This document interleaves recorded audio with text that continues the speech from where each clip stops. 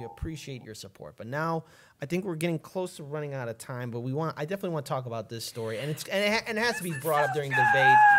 Bernie Sanders is the only candidate right now who is still doubling down on the fact that Bolivia is a coup, and few of the other Democratic candidates, which I'm surprised, have not said anything. I know, but yeah, we were hoping Tulsi says something in the debate. I'm floored. Well, and I actually looked up Tulsi specifically because she's the one that keeps talking about regime change wars, and so I'm like, certainly Tulsi has said something about this. And the only thing I could find from Tulsi is from the 13th.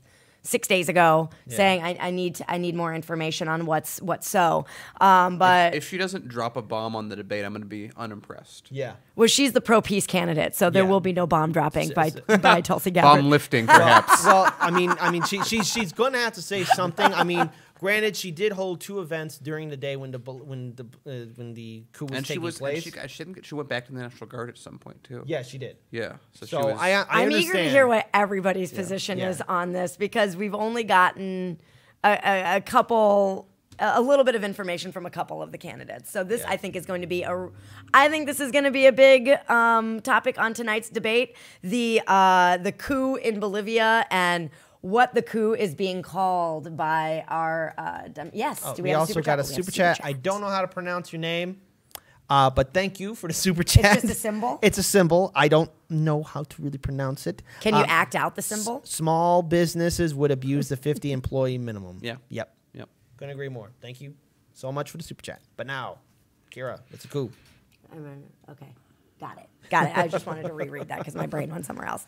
Okay, great. So Bernie Sanders doubled down on calling what happened, the exchange of power in Bolivia, a coup. He said, quote, "I oppose the intervention of Bolivia's security forces in the democratic process and their repression of indigenous protesters. When the military intervened and asked President Evo Morales to leave, in my view, that's called a coup."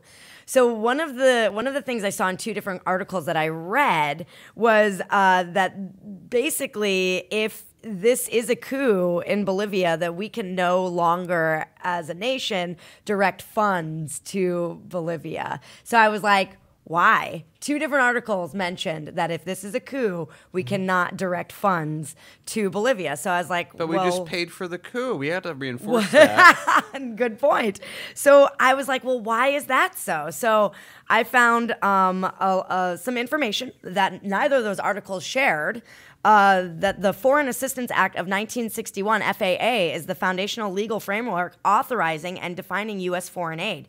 However, Congress relies primarily on general provisions of annual foreign operations, appropriation bills, and freestanding laws to determine how U.S. economic, military, and humanitarian aid is expended. Through these general provisions, Congress asserts its foreign aid objectives and may limit or impose conditions on foreign aid, as well as authorize new programs. Withholding of aid is aimed to incentivize governments that would come about by a military coup to return the democratic elections and rule of law without delay. Section 508 of the FAA prohibits appropriated funds from being obligated or expended to finance directly any assistance to a state where a head of government has been removed by a military coup or decree. Booyah! So now we see, okay, well, why isn't this being called a coup? Well, if this was a coup, we couldn't go in and support this regime change act. Wow. It's not These quite a war religious yet. fundamental dictators that have just self-appointed themselves. Right. Yeah. Exactly. And that are our friends, of course. And mind you, no one is acknowledging the fact that there are protests happening in the streets right now in Bolivia. Absolutely. We don't say that on American media. Yeah. We gotta let everyone know that they love their new They overlords. love their new, military leaders. Okay, so one of the things I wrote a note to myself.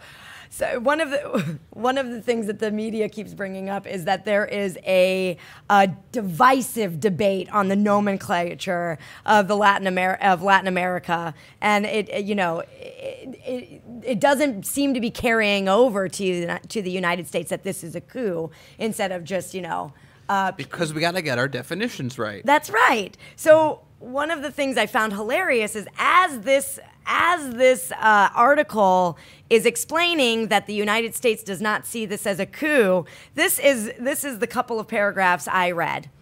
With more than 80% of votes counted, the country's electoral authorities stopped updating the numbers for hours. When the count came back online, Morales led by more than 10 points, vacating the need for a second round. The OAS published its scathing report on the election, and on November 10th, Morales resigned and sought asylum in Mexico amid violent protests, where members of the opposition allegedly broke into the homes of government officials and threatened further violence. Morales' supporters say he was pressured by members of the military to resign. Opponents say his position was untenable, and the army declined orders to suppress protesters. So none of it talked about how the mayor of Vinto, Patricia Archie, was actually dragged down the street. There are pictures of her being tortured, beaten, her hair cut against her will, and threatened, her life actually threatened. They didn't talk about how the votes actually came back, and there's still no proof of any voter fraud or election fraud. Yeah. And also, they're not mentioning that the army is declining. They say the army's declining to suppress protesters, unless, of course, those protesters are supporting Morales, 14 of which have already been killed since Morales has stepped down. Right, so Daniel. This is actually a literal, like, textbook rules for rulers example, that if you lose the army, they will replace you by having protests, which normally they would repress, take you out of office, and then they will find someone to replace them with because you no longer control whatever key it is, and in this case, it's the army. Yeah. So, and just to kind of reiterate that, so it makes a little more sense to people, you're in power, and in this case, America backs someone else, and this is a big reason why in Venezuela, the U.S. was so big on saying, hey, guys, army guys, when are you going to defect? We're waiting for you guys to defect. That's our thing. When are you going to do it? Because normally a protest, you will not, in America, a protest will never get to the point where Rahm Emanuel, for example, is being dragged down the street because the police will kill you way before that happens. But if the army is not there, they've chosen someone else, and they're letting the people do the dirty work for them of knocking you out of office. So this is a coup. This is literally, like, if you look up the text, this is textbook. This is let the mob do the dirty work, be the military, already have a new leader handpicked. And what do you know? As soon as this finishes up, a Christian fundamentalist dictatorship is now being set in place that the U.S. is going, woo, this is awesome. This is clearly public overthrowing, because it's always the public. But what's going to happen in Bolivia? Are things going to get better? No. Probably not. Other hallmark of this type of a coup is things always are the same or worse. They're never better. And so what we can expect, and we've already seen, is, like Keir said, people are already being shot. People are already being taken down. Mayors are already being dragged down the street because this is a hostile takeover of a government. Yeah, so, absolutely. Again, like, first, Bernie Sanders is again leading the charge in this, and I'm very glad. Like he always does. You know that he's doubling. Bernie for president, 2020. And right, and they just authorized in chat. Thank you, Todd. I forgot about that. That they've just announced that if you use deadly force, basically they're saying you can do whatever you want. We'll pardon you afterwards. So no worry. So that sounds democratic to me, folks. This is not a coup. I hope that it's brought up during the debate, and I do hope that Representative Tulsi Gabbard does make a statement about this. There have been some weird, like, diversions in this. Ro Khanna, for example, is a prominent member of the Progressive Caucus, said the debate is irrelevant as long as the Bolivian government under interim President Janine Áñez follows through on her promise to call new elections. Wait, there's a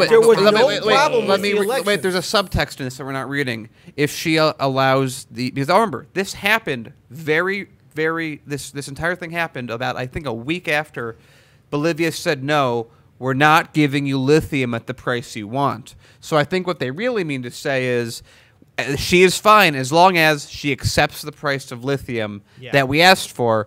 And go ahead, Paul. Paul, take it away.